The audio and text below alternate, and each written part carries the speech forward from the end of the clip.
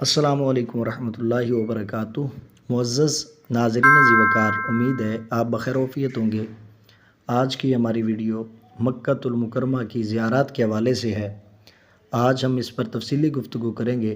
اس سے پہلے کہ ہم اپنے موضوع کی طرف آئیں، آپ نے اگر ہمارے چینل کو سبسکرائب نہیں کیا تو آپ جلدی ہمارے چینل کو سبسکرائب کر لیں اور ساتھ ہی بیل آئیکن کے بٹن کو بھی پریس کر دیں تاکہ ہماری ہر آنے والی ویڈیو آپ تک پہنچتی رہے۔ آئیے سب سے پہلے ہم بات کرتے ہیں مکۃ المکرمہ کے اندرونی مقامات کی، جن کی تفصیلی معلومات حاصل کیے بغیر میں سمجھتا ہوں بندہ زیارات سے لطف اندوز نہیں ہو سکتا۔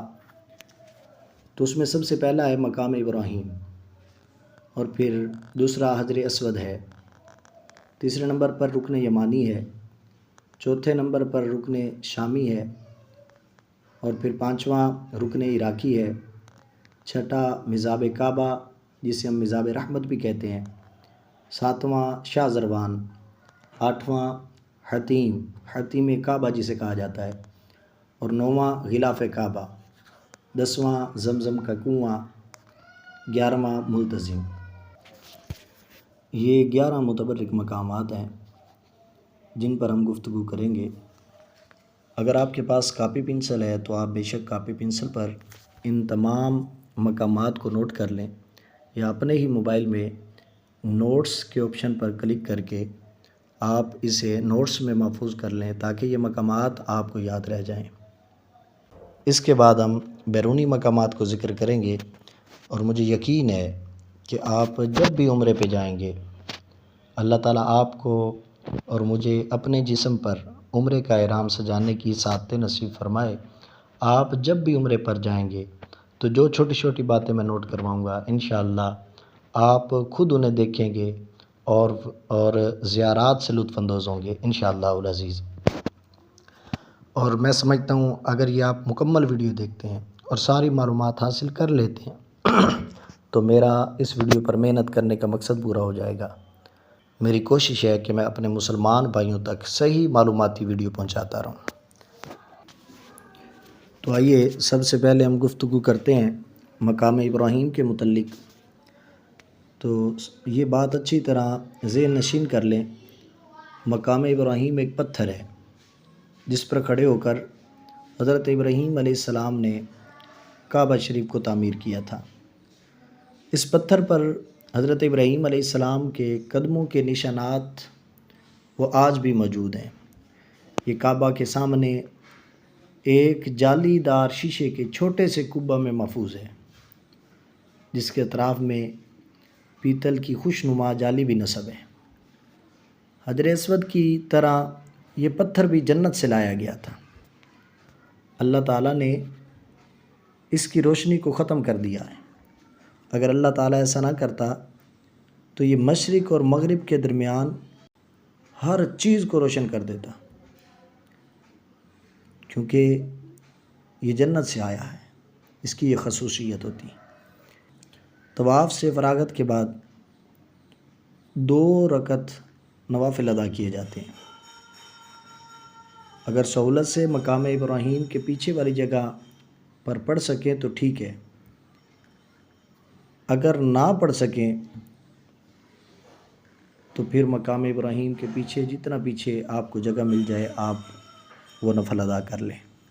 معزز ناظرین ذی وقار، اس میں یہ بات سمجھنی چاہیے، نوٹ کرنی چاہیے کہ اس پتھر کو یہاں لانے کا مقصد کیا تھا، مقام ابراہیم کو یہاں لے آنے کی وجہ کیا تھی، اور کس طرح یہ جنت سے آیا تھا۔ خانہ کعبہ کی تعمیر کے دوران جب دیواریں سر سے اونچی ہونے لگیں تو حضرت سیدنا ابراہیم علیہ السلام نے حضرت سیدنا اسماعیل علیہ السلام سے ایسا پتھر لانے کا فرمایا جس پر کھڑے ہو کر تعمیراتی کام کو مکمل کر سکیں۔ چنانچہ آپ علیہ السلام قریب ہی موجود دنیا کے پہلے پہاڑ، جسے دنیا کا پہلا پہاڑ کہا جاتا ہے، ابو قبیس، اس کی طرف تشریف لے گئے۔ راستے میں حضرت سیدنا جبرائیل امین علیہ السلام ملے اور ابو قبیس پہاڑ کی طرف اشارہ فرمایا، اور اس میں جو موجود 2 مبارک پتھر دکھائے۔ یہ پتھر حضرت سیدنا آدم علیہ السلام کے ساتھ جنت سے دنیا میں آئے تھے، لیکن حضرت ادریس علیہ السلام نے اسے طوفان نوح کے خوف سے پہاڑ میں چھپا دیا تھا، ان دونوں پتھروں کو۔ حضرت سیدنا جبرائیل علیہ السلام نے ایک پتھر خانہ کعبہ میں لگانے اور دوسرے پتھر پر کھڑے ہو کر تعمیراتی کام کو مکمل کرنے کی عرض کی۔ چنانچہ جس پتھر کو مکہ المکرمہ میں لگایا گیا اسے حجر اسود کہا جاتا ہے، اور جس پتھر پر کھڑے ہو کر حضرت سیدنا ابراہیم علیہ السلام نے تعمیراتی کام مکمل کیا اسے مقام ابراہیم کہا جاتا ہے۔ مقام ابراہیم کا مطلب ابراہیم علیہ السلام کے کھڑے ہونے کی جگہ۔ مقام ابراہیم کی بڑی عظمتیں ہیں، بڑی عظمتوں میں سے میں سمجھتا ہوں ایک بڑی عظمت یہ بھی ہے کہ اللہ عز و جل نے قرآن مجید میں مقام ابراہیم کے پاس نماز پڑھنے کا حکم ارشاد فرمایا۔ اسی پتھر پر کھڑے ہو کر حضرت سیدنا ابراہیم علیہ السلام نے حج کا اعلان فرمایا تھا۔ اسی پتھر کے پاس دعا بھی قبول ہوتی ہے۔ تعمیر کے دوران خانہ کعبہ کی عمارت جیسے جیسے بلند ہوتی جاتی، یہ بھی اسی پتھر کی خصوصیت تھی کہ جب اسے لایا گیا تو اس پر حضرت سیدنا ابراہیم علیہ السلام نے کھڑے ہو کر تعمیراتی کام شروع کیا، اور جیسے جیسے دیواریں اونچی ہوتی جاتی اسی طرح یہ پتھر بھی بلند ہوتا جاتا۔ حضرت سیدنا ابراہیم علیہ السلام کے مبارک قدم پتھر کے جس حصے پر لگے تھے اللہ نے اسے نرم فرما دیا تھا، اور قدموں کے نشان مبارک ہمیشہ کے لیے پتھر پر چھپ گیا تھا۔ یہ پتھر خانہ کعبہ سے تقریباً 13.25 میٹر 13.25 میٹر دور مشرق کی جانب جلوہ فرما ہے۔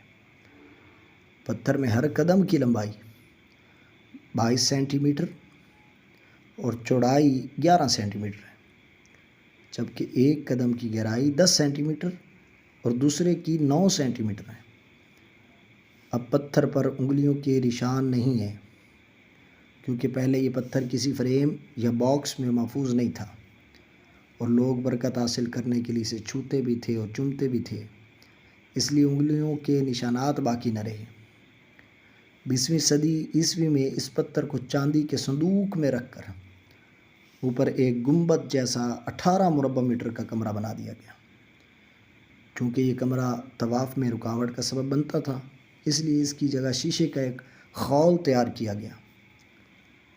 پتھر کو شاندار کرسٹل میں رکھ کر آس پاس سونے کا پانی چڑھی ہوئی جالی لگائی گئی۔ باہر 10 ملی میٹر ایسا شیشہ لگا دیا گیا جو بلیٹ پروف ہونے کے ساتھ ساتھ ہیٹ پروف بھی ہے۔ خوش نصیب ہیں وہ لوگ جو آج بھی اس مبارک پتھر کی زیارت کرتے ہیں، اس کے پاس کھڑے ہو کر نماز پڑھنے کا شرف حاصل کرتے ہیں، اس پتھر کے پاس کھڑے ہو کر دعا مانگتے ہیں۔ کیسے خوش نصیب ہیں وہ لوگ۔ اللہ تعالیٰ آپ کو، مجھے، ہم سب کو بیت اللہ شریف کی زیارتیں نصیب فرمائیں۔ ہم اللہ تعالیٰ کے گھر کی زیارات کریں اور ہر وہ نشان جو شعائر اللہ میں ہے اللہ تعالیٰ ہمیں اس کی تعظیم و توقیر کرنے کی توفیق عطا فرمائے، آمین۔ اگر آپ کو ہماری یہ ویڈیو پسند آئی ہے تو آخر پہ میں یہی کہوں گا، اس پورے 8 منٹ کے 10 منٹ کے کلپ پر کافی محنت صرف ہوئی ہے۔ اس کو ایسا نہ سمجھیں کہ یہ آسانی سے اس کلپ کو بنا دیا گیا ہے، اس پر ہم نے تحقیقی کام کیا ہے اور اس کے بعد ہم نے اس کلپ کو بنایا ہے۔ اللہ تعالیٰ آپ کو اجر عظیم عطا فرمائے۔ اگر آپ کو میری ایسی پوسٹیں اچھی لگتی ہیں تو آپ ہمارے چینل کو بھی سبسکرائب کریں، لائک بھی کریں اور کمنٹ بھی کریں۔ کسی حوالے سے مواد چاہیے تو اس کا بھی ذکر کریں۔